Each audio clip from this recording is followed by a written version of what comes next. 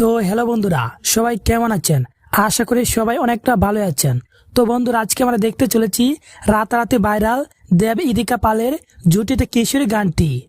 প্রেমের জোয়ারে দুকুল ভেসেছে, ডুবেছে ডুবেছে। কাদান সিনেমার কিশোরী গানটি ইন্ডিয়া এবং বাংলাদেশের টিকটকারের মাধ্যমে ব্যাপক পরিমাণ ভাইরাল হয়েছে।